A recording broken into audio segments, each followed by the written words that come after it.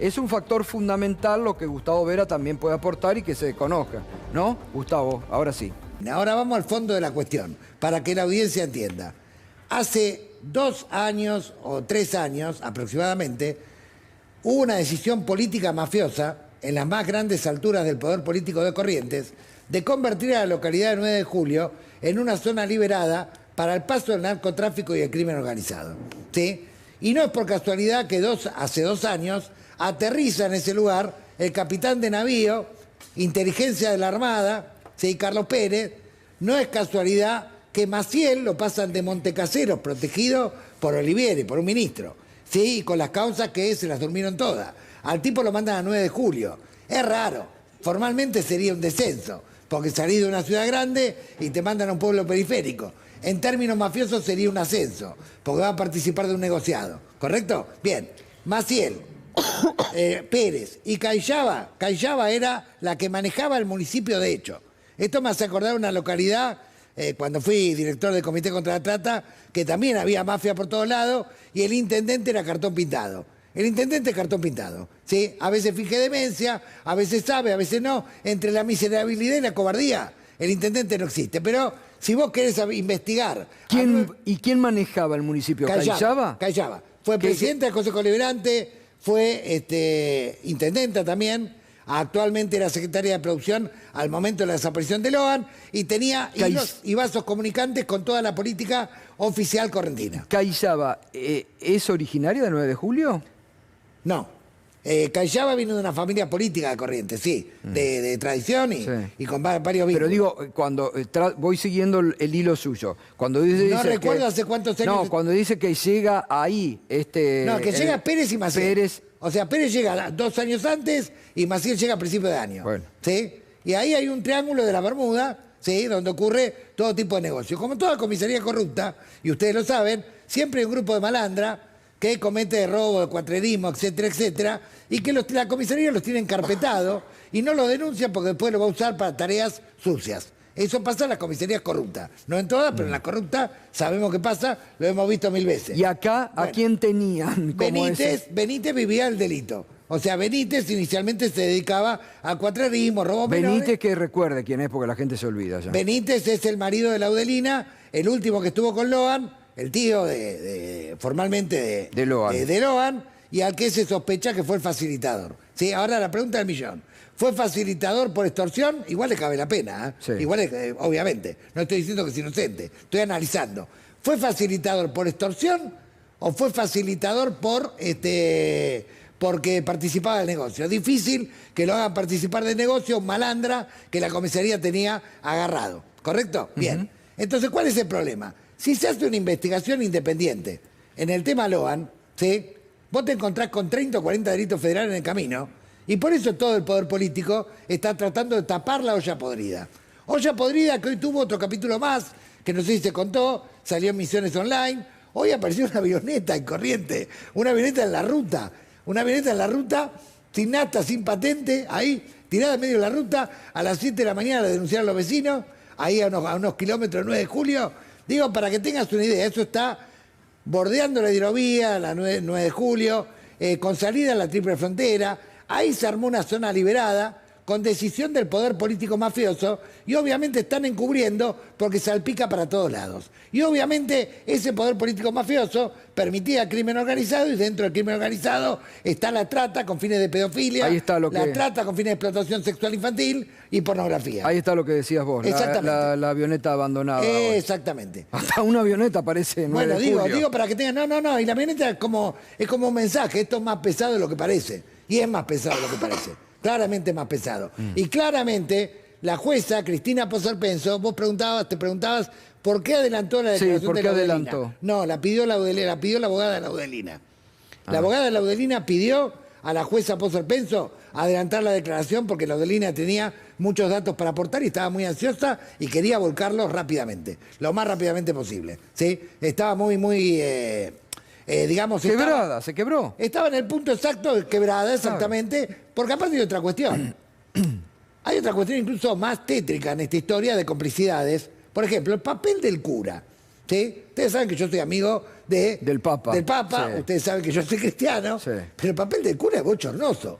O sea, el de Cristian González, el cura de ahí, es tan bochornoso es ¿Pero que por qué? el Papa me escribió una carta que dice textualmente, el 23 de junio, me duele la iglesia que calla, pensar que tendría que ser la voz de lo que nos tiene en voz, refiriéndose a este tipo, ¿sí?, que alojó a Maciel en la casa parroquial, ¿sí?, que además después desalentó a los vecinos a marchar. Y esto pasa ahora en C5N, ahora en el diario nos llama con urgencia Adrián Salonia desde 9 de julio. Adrián, buenas tardes. Muchas gracias, Juan. Hacía bastante que no hablaba. Estamos con el padre Cristian, bueno, quien da misa en la iglesia del 9 de julio. A las marchas tal vez no participo, bueno, por un criterio personal mío, ¿sí?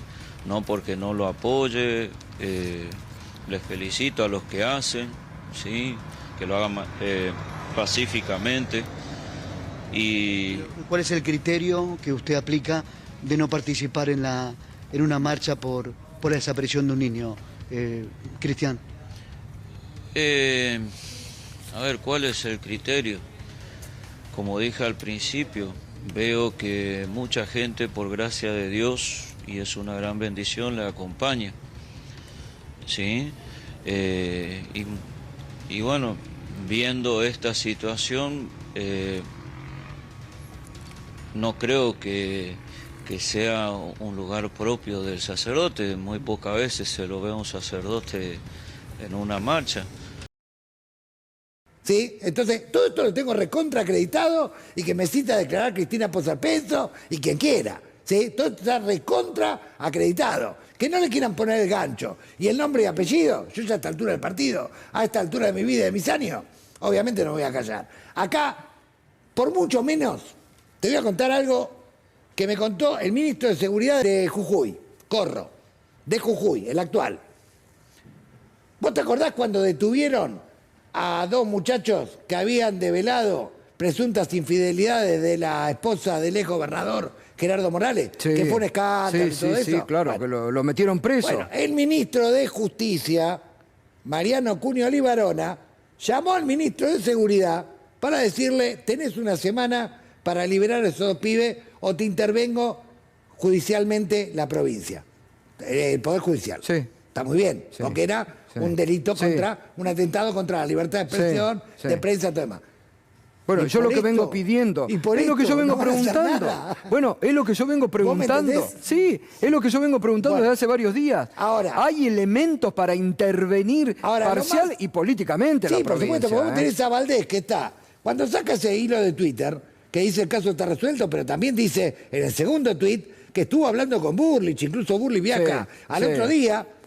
Eso dice varias cosas. Primero, el código de procedimiento lo tiró al tacho de basura porque no respetó el fuero federal, lo que tendría que haber hecho el gobernador, esa declaración es inválida. Lleven ya a esa persona al juzgado federal, a la Fiscalía Federal. Claro. Sí, primera cuestión. Segunda cuestión, les sabía de antemano que iba a viajar ahí, ¿sí?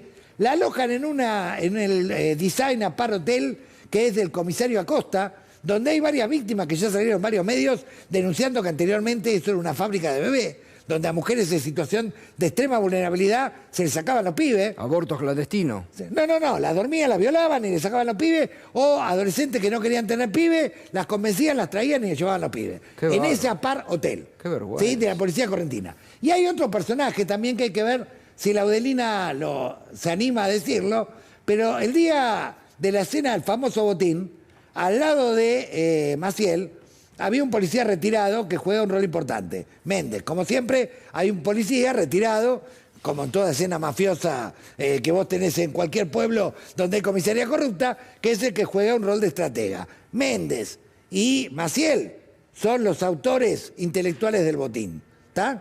Por lo tanto, no son encubridores, son algo más que encubridores.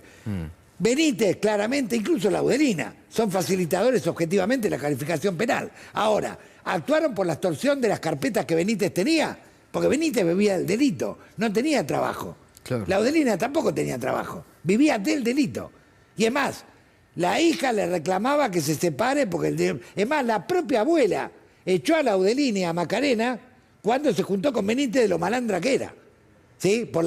Todo el pueblo sabía que era un malandro, que estaba encarpetado. Entonces quiero decir, a ver, acá estamos hablando de una zona liberada, con acceso a la triple frontera, bordeando la hidrovía, con un capitán, que hace un capitán de navío, experto en contrainteligencia, que hay que ver si se casó con Callaba, pero hay que ver si no se casó para justificar su presencia en ese lugar. Claro, por eso le preguntaba qué hacía ahí realmente. Una mafia organizada, exactamente. Tremendo. Bueno, Gustavo, tiempo tuvo. Te agradezco y bueno, por favor, lo importante... esperemos que la Udelina cuente todo. Sí, ¿no? sí, hay dos cuestiones que son importantes. Primero, que aparezca Logan, y la segunda cuestión importante es desmantelar la estructura que hace posible que desaparezcan los Logan. Bueno. Y Bullrich, el Poder Nacional, ¿qué pito toca? Bueno, esto es importante porque Bullrich, a ver, nosotros hicimos una denuncia los primeros días, cuando empezó el operativo, porque era un cachivache el operativo, rompía todo el código, el manual de búsqueda que establecía el Ministerio Público Fiscal, cuando te desaparece, sobre todo un menor, y sobre todo en condiciones de vulnerabilidad, inmediatamente el CIFE o el Alerta Sofía pasa a juzgado federal como averiguación de delito, partiendo de la hipótesis más severa, retenes en el pueblo, retenes en la provincia, alerta en migraciones, alerta en vialidad para el retenes en la ruta, alerta a la Comisión de Transporte, obviamente a todos los que tenías en el almuerzo, todos a declarar, todos los celulares a peritar. ¿Sabes cuáles son los primeros celulares que incautaron? Los primeros celulares que incautaron fue el de la mamá, que no estaba en el lugar, y el de Huevo Peña, el novio de Camila, que tampoco estaba en el lugar, estaba en Corrientes Capital. Entonces, pero Huevo Peña había tenido una paliza de la comisaría porque había visto algo feo antes. Entonces digo, esto es una mafia de manual, de manual. Bueno, Gustavo, gracias como siempre. Gracias. Sobre todo por aportar información y por jugársela. Todo esto usted lo denunció y está ahí en el juzgado. Está todo en la justicia. Bueno, que investigue. Gracias, Gracias.